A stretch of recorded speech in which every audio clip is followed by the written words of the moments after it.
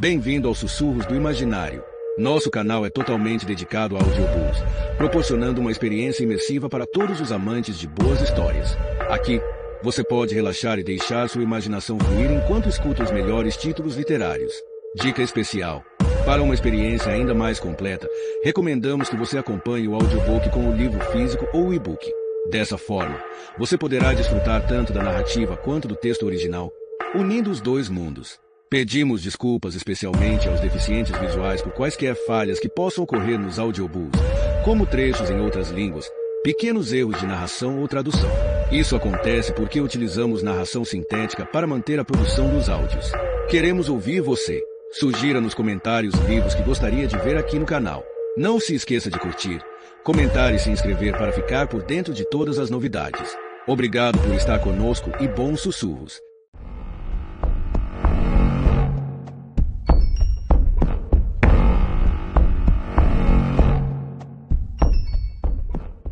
Dois dias antes, véspera de Ano Novo de 2018, Miranda. Seguimos Doug até o jardim atrás da sede, onde seu Land Rover está estacionado ao lado de uma caminhonete vermelha grande e velha.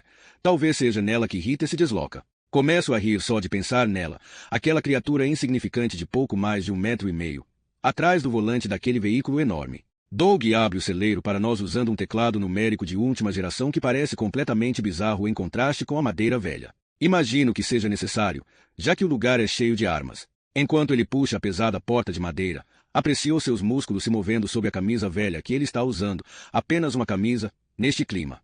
Acho que ele seria um excelente candidato a amante de Lady Chatterley, tão alto, de ombros largos e todo despenteado. Não posso deixar de pensar que é um contraste um pouco desfavorável com Julien, cujas várias pomadas e tinturas disputam espaço com as minhas coisas na prateleira do banheiro. No celeiro, ele nos entrega nossos trajes, calças e casacos impermeáveis e até mesmo botas de caminhada para Kate, que não trouxe nada nem de longe razoável para o programa. Mark pede um dos chapéus, umas coisas ridículas no estilo Sherlock Holmes. Se faz questão, parceiro, diz Doug, com um tom que poderia muito bem ser confundido com sarcasmo. Ao lado dos casacos e das calças, estão pendurados 10 rifles. Só o formato das armas já tem uma essência letal, como se, de algum modo, elas pudessem matá-lo sem nem ao menos serem acionadas. Em seguida, há uma longa explanação sobre segurança e sobre o lugar para onde vamos, para o alto da encosta íngreme, depois da antiga sede, porque aparentemente é lá que os servos vêm se concentrando, apesar de estarmos indo atrás apenas das corças, as fêmeas, já que não é a época certa do ano para caçar machos. Então, deixe-me ver se entendi, digo, por fim. Pode ser que a gente não consiga abater um veado hoje. E mesmo se abatermos, o veado não terá galhada, porque não estamos na estação correta. Mas pagamos centenas de libras pelo privilégio. Sim, Doug assente. É basicamente isso. O tom é direto, mas percebo que ele não consegue fazer contato visual. Sinto um pequeno estremecimento de triunfo. Sempre reconheço esse sintoma em particular. Sou fiel a Julien. Bem, com uma única exceção, logo no início. Mas estaria mentindo se dissesse que não gosto de testar meu poder de sedução. Minha própria caça, imagino. Muito mais divertido do que mato úmido e congelado, e essas calças impermeáveis horrorosas. Doug fecha a porta com um estalido metálico. Em seguida, nos faz deitar no chão para atirarem uma caixa com um alvo. Julien, Gilles, Bo e Mark são péssimos. Chega a ser ridículo. Com a exceção de Bo, sempre tão irreverente, embora, com certeza, nem sempre deve ter sido assim em seu passado de drogas. Eles não acham aquilo nem um pouco engraçado. Mark, faça um esforço para observá-lo. Contorce a boca ao atirar. Quando Julien faz sua sexta tentativa, vejo o músculo do seu maxilar se contrair como ele faz quando está irritado com alguma coisa, e, a cada estampido, seus olhos se estreitam. Percebo como isso faz toda a diferença para ele. Para todos eles, na verdade, até o afável Gilles parece ter passado por um transplante de personalidade. Talvez eles estejam se imaginando em algum filme de ação ou jogo de videogame. Tenho certeza de que é isto. Homens voltando a ser garotinhos. Ainda assim, é meio estranho. Kate também é péssima.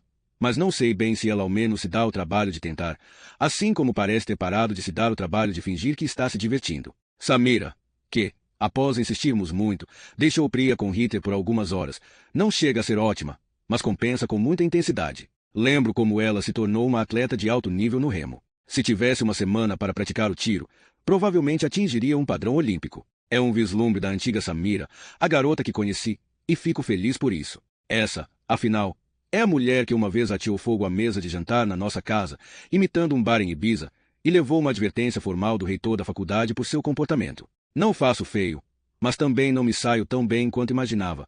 Sempre levei jeito para os esportes. Doug me diz que estou sendo muito vigorosa com o gatilho. Você só precisa deslizar o dedo com suavidade, explica ele. Ele está sério. Was, sou só eu?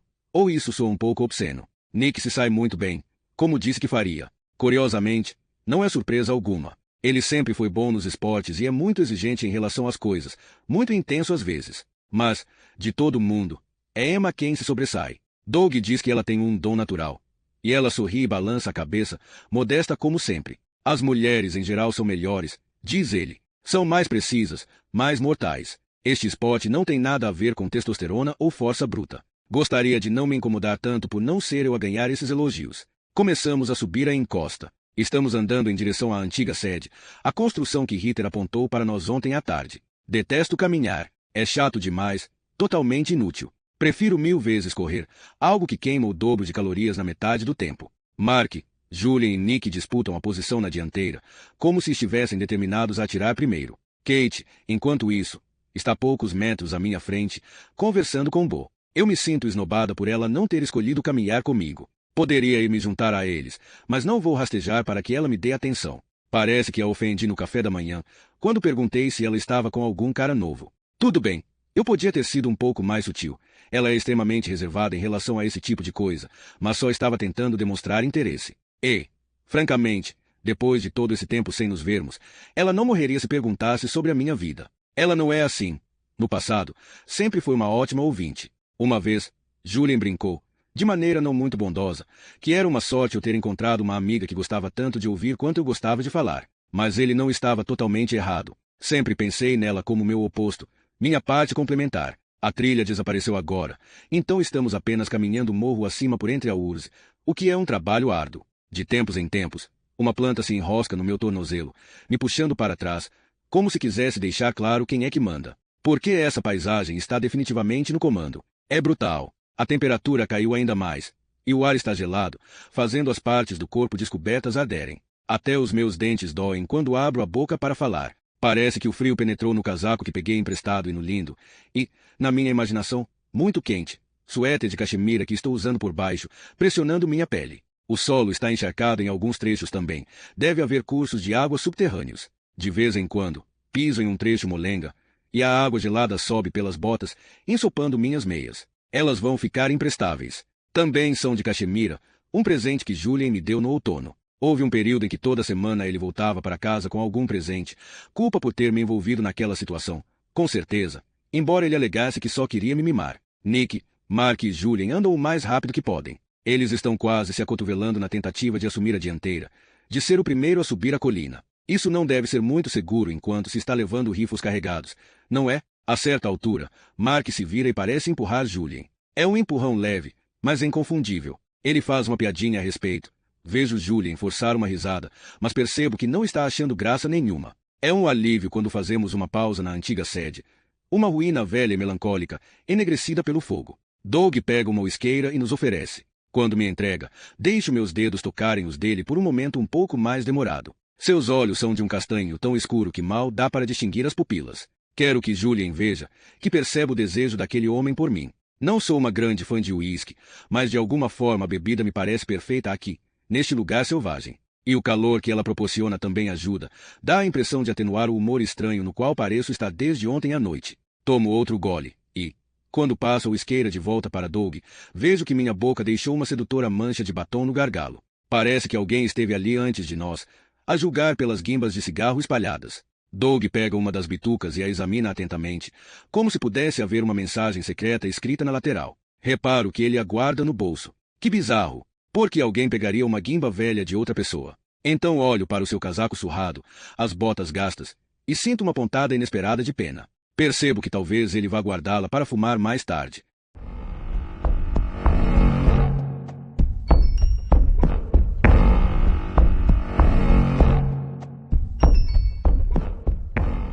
Kate, a antiga sede é um lugar horrível. É provavelmente a única coisa feia nesta paisagem, uma estrutura queimada, com apenas um estábulo enegrecido ainda de pé. De alguma forma, faz mais frio aqui do que em qualquer outro lugar, talvez porque estejamos tão expostos às intempéries. Por que alguém construiria alguma coisa aqui? Em um lugar tão desprotegido e tão afastado de qualquer ajuda. Penso no incêndio. Deve ter dado para ver a quilômetros de distância, como as grandes piras que foram acesas na virada do milênio por todo o país. Há um silêncio aqui que é diferente do que permeia o restante da propriedade. É como se o lugar prendesse a respiração. Dá a sensação, por mais clichê que possa parecer, de que não estamos sozinhos. Como se algo, ou alguém, estivesse nos observando. As rochas são como ossos antigos, um esqueleto de alguém que morreu e cujo corpo foi deixado a céu aberto, privado da dignidade de um enterro. Quando nos aproximamos, tenho a certeza de que o ar tem cheiro de queimado. Isso é impossível, não? Ou será que haveria alguma maneira de a fumaça penetrar profundamente na pedra,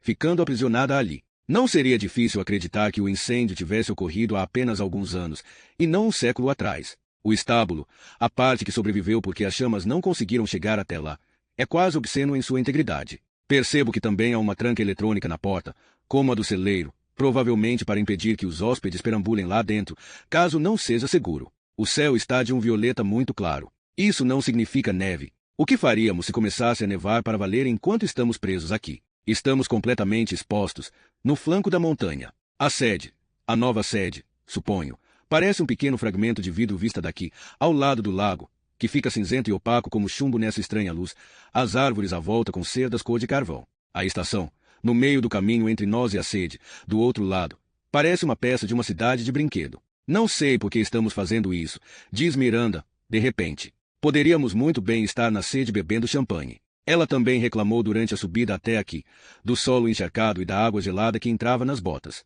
Tudo porque não se saiu bem durante o treino de tiro ao alvo, tenho certeza disso. Se ela tivesse se provado uma ótima atiradora, a história seria outra. Estaria liderando a caçada. Miranda detesta ser ruim em qualquer coisa. Deu para ver seu lábio se curvar quando Doug elogiou Emma, como se ela não acreditasse que alguém como a nossa amiga tivesse o direito de ser uma boa atiradora. Está um frio do cacete, acrescenta ela. Tenho certeza de que os servos devem estar escondidos em algum lugar longe do nosso campo de visão, se tiverem algum bom senso. Certamente não vamos pegar nada agora. De repente, Nick se vira para encará-la. Ei!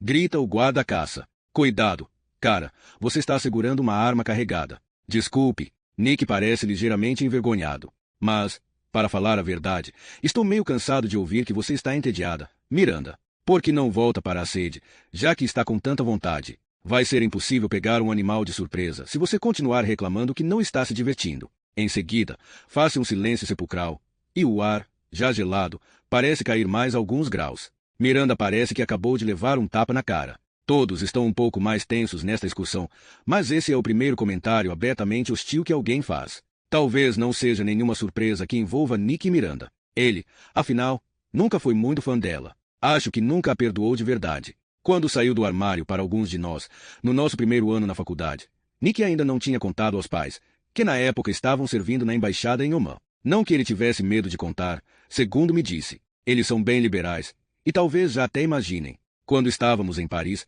fiquei mais próximo de uns caras. Mas ele queria escolher o momento certo, porque era um marco importante, uma afirmação de quem ele era. Miranda alegou que não sabia de nada disso quando Nick apresentou os pais, que apareceram na sala do alojamento durante a semana de recesso antes das provas. Houve alguma discussão sobre as provas de fim de ano, e Miranda disse, em um tom cúmplice, não se preocupem, senhor e senhora M, vamos nos certificar de que Nick fique com o nariz enfiado nos livros, em vez de sair por aí atrás de garotos bonitos. O pior de tudo era que ela nem deveria saber. O grupo seleto ao qual Nick havia feito a confidência não incluía Miranda. Eu não me orgulhava de ter contado a ela. Em geral, guardava segredos muito bem, mas estava bêbada, e Miranda começou a me provocar por causa da minha paixão por Nick, então simplesmente escapou. Claro, implorei para ela não dizer que sabia. E, no entanto, ela alegou não ter qualquer lembrança disso. Depois, também declarou que achava que os pais de Nick simplesmente soubessem.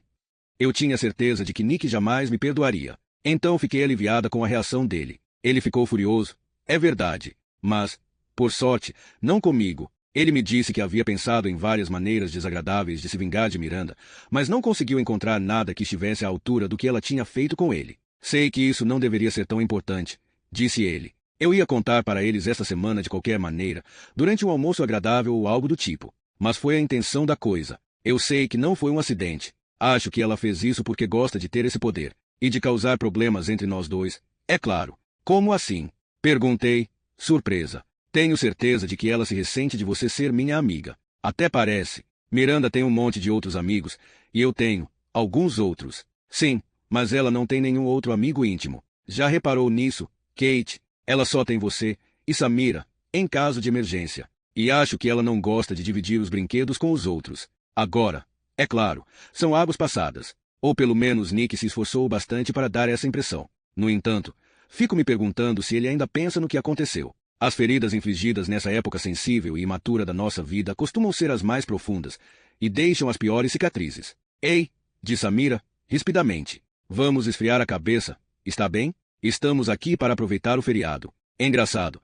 Não me lembro de Samira ser tão otimista em relação às coisas. E penso em sua luta consigo mesma no café da manhã, em como ela conseguiu reprimir qualquer resposta que poderia ter dado a Miranda naquele momento. Miranda, por sua vez, murmura algo baixinho, com um tom desafiador. Mas percebo que ela está realmente magoada. Ela gosta de falar o que quer, mas nem sempre curte ouvir o que não quer. Por baixo da aparência resistente e impecável, ela é mais sensível do que parece. E acho que sempre teve uma admiração secreta por Nick, que o vê como um igual. Reparo quando ela olha para Julien.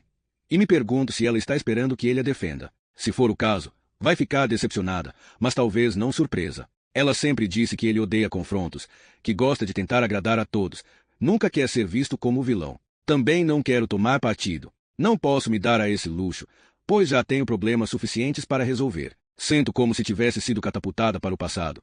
Miranda causando dramas, eu tendo que fazer a mediação entre ela e o pobre adversário, sentindo que ambos estão me pedindo para escolher um lado. Não vou fazer isso agora. Afasto-me do grupo, caminhando até o outro lado da ruína, e enfrento a força total do vento por alguns minutos, de olhos fechados. Enterro as unhas na palma das mãos até começar a doer. Tenho que parar essa coisa, essa compulsão, de uma vez por todas. Mas toda vez que tento, descubro que sou incapaz de fazer isso. Quando realmente chega a hora, nunca sou forte o suficiente. Não acredito que me meti nessa confusão em que estou. Respiro fundo algumas vezes, abro os olhos e procuro me distrair com a vista. Já estive em alguns lugares bonitos na vida, mas nenhum como este. Talvez seja a pureza da paisagem, em estado natural, intocada pela mão do homem, a não ser pelo pequeno aglomerado de construções lá embaixo, a estaçãozinha do outro lado e a velha ruína atrás de nós. É erma e brutal, e seu charme, se é que se pode chamar assim, reside nisso. As cores são todas suaves. O azul ardósia, o amarelo claro do céu, o vermelho ferrugem da urze. E, no entanto, são tão hipnotizantes quanto um mar azul turquesa ou uma praia de areias brancas. Enquanto observo, um grande arbusto parece se erguer e se mover.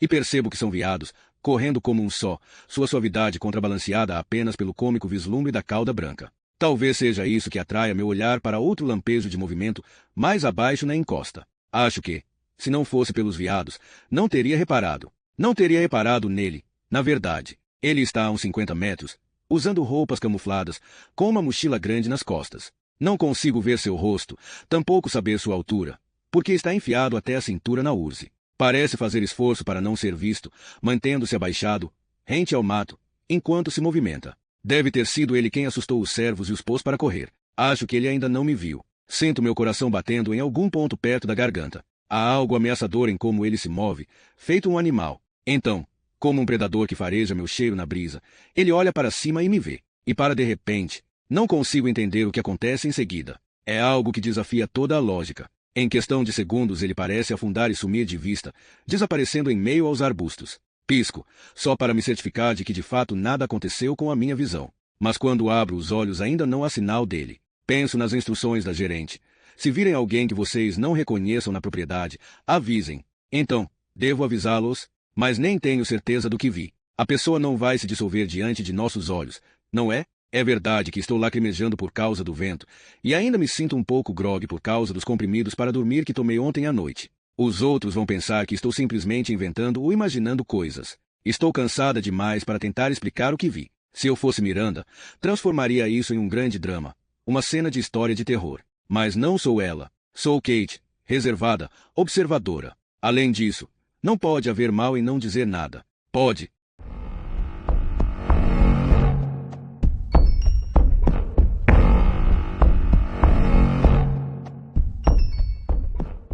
Doug, houve uma transformação no grupo. Ele percebeu isso antes mesmo da discussão entre o homem de óculos e a loura bonita. Já viu essa mudança acontecer antes. Começa com os Riffles. Cada um deles está subitamente investido de um poder novo e terrível.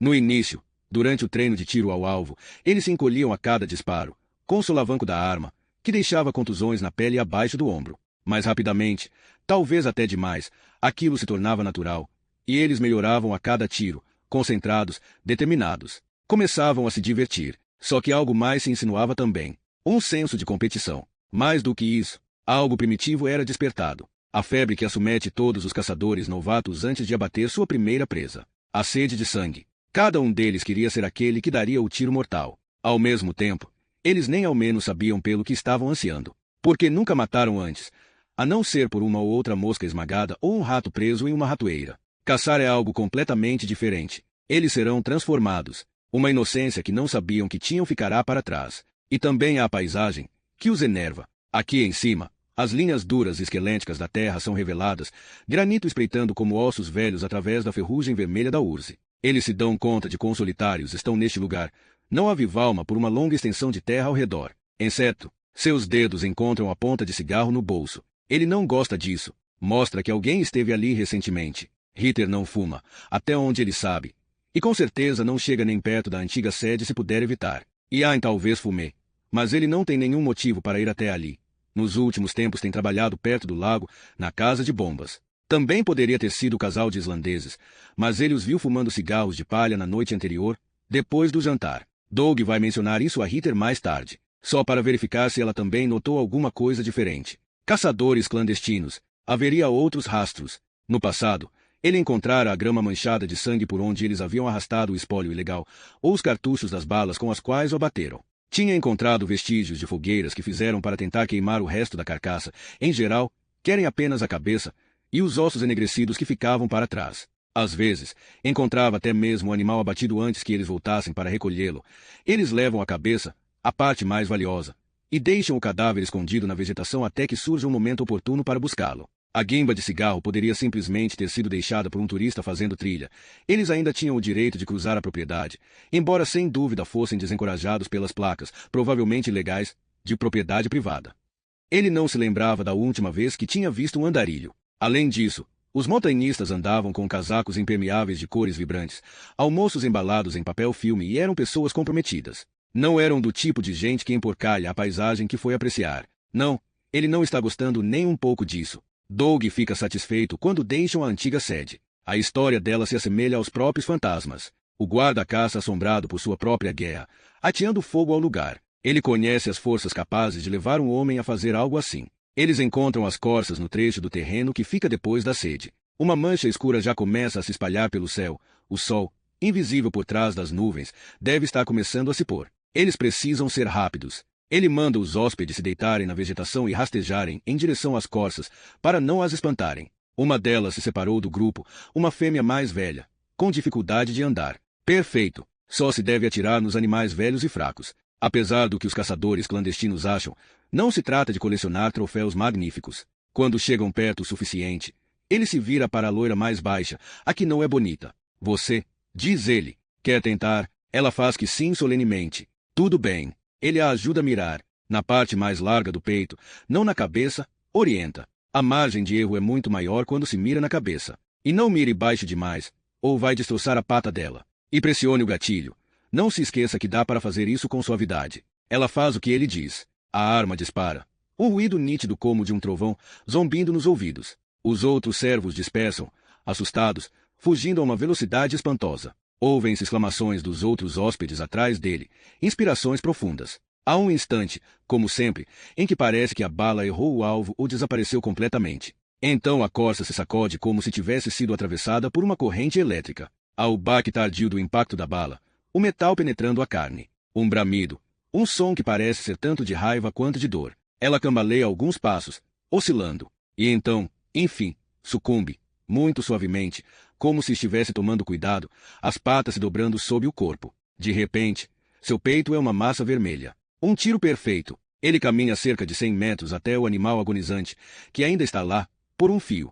Sua respiração, uma névoa no ar gelado. Por um momento, seus olhos parecem encontrar os dele. Então, ele pega a faca e enfia, com um único golpe, no ponto exato na base do crânio. Agora ela se foi. Ele sente pouco remorso, a não ser pela elegância que um dia teve e agora não tem mais. Ao contrário de outras mortes pelas quais foi responsável, ele sabe que aquela é justificada, necessária. Sem interferência, a população sairia do controle.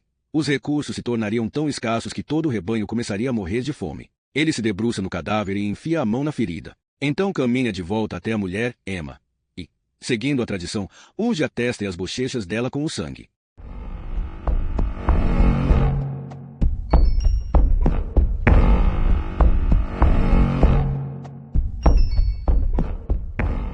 Emma, o guarda-caça me disse que eu teria que esperar para comer a carne da corça que abati. Ela precisa ficar pendurada por alguns dias.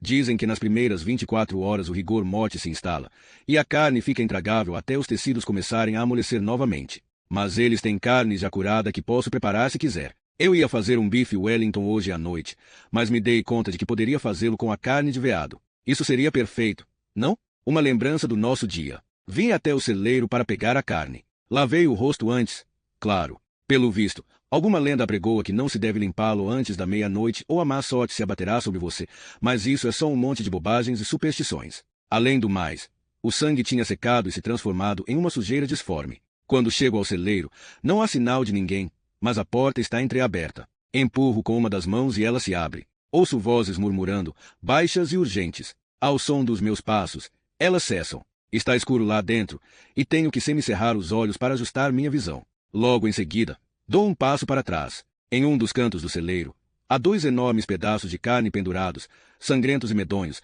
ao lado da carcaça do servo que abati, esfolado, os olhos negros ainda vidrados, me encarando. Sinto um cheiro característico, impossível de confundir, intenso, metálico. Atrás das carcaças, vejo o faz-tudo que sentou ao meu lado no jantar, Ian, empunhando um grande cutelo e usando um avental de açougueiro encharcado de sangue. Ele levanta a mão desocupada para me cumprimentar, a palma toda vermelha. Ao lado dele estão os 2 hóspedes islandeses. Eu me pergunto sobre o que aqueles 3 estranhos poderiam estar falando de maneira tão acalorada. Preparei a carne de veado para você, diz Ian. Ele vai até o balcão e pega um pacote envolto em papel vegetal manchado. Obrigada, digo, recebendo o pacote com cuidado. É pesado e frio. Estes 2. Ele aponta para os hóspedes.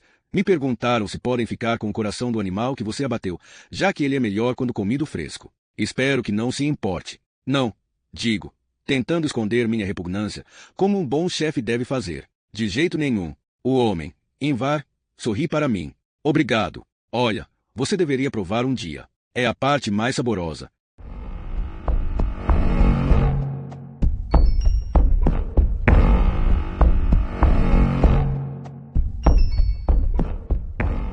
Presente. 2 de janeiro de 2019. Ritter. Encaro a tela do computador. Fico sentada, tapando a boca com a mão, uma clássica expressão de choque. Mas estou chocada de verdade com o que uma simples pesquisa do nome completo de Doug revelou. É grave. Muito grave. É muito pior do que até mesmo minha mãe poderia ter imaginado em suas fantasias mais macabras. Dá para perceber isso a partir do breve resumo de cada matéria elencada pelo Google. Ele quase matou uma pessoa. Estou morando sozinha neste lugar com o homem que cumpriu pena na prisão, que foi condenado por, como diz a declaração oficial, lesão corporal grave com dolo.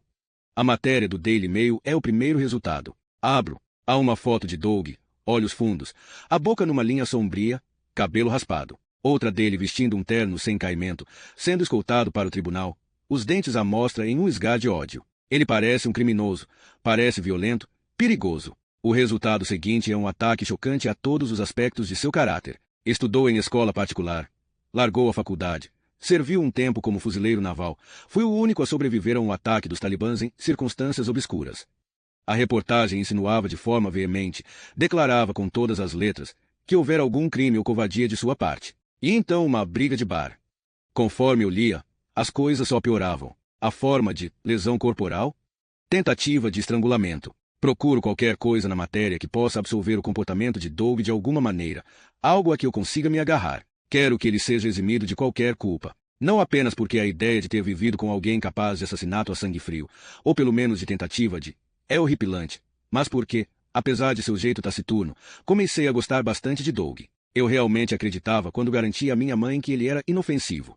Mas não há nada que justifique o que ele fez. Fecho o Daily Mail e clico no link da BBC News, que deve me fornecer um relato imparcial e sem sensacionalismo. Na matéria há o depoimento de uma testemunha ocular. Aconteceu do nada. Em um momento eles estavam conversando, acho. Eram só dois caras batendo papo tranquilamente em um canto do pub. Logo em seguida, aquele homem estava tentando estrangulá-lo. As pessoas tentaram puxá-lo, mas ele brigou com todo mundo, até enfim haver gente suficiente para dominá-lo. Foi assustador. Minha pele se arrepia de frio, apesar de o aquecimento da sede estar ligado quase no máximo. Tentativa de estrangulamento. Eu me lembro dos hematomas em torno do pescoço da vítima, o colar preto e azul. E, no entanto, que motivo Doug teria para matar a hóspede? Ela só estava aqui havia 2 dias. Era uma completa estranha. Talvez, uma vozinha diz, ele não precisasse de motivo. De acordo com as reportagens, também se acreditava que o homem no pub fosse um completo estranho. Há pelo menos uma coisa que não se encaixa. O fato de Doug ter encontrado o corpo.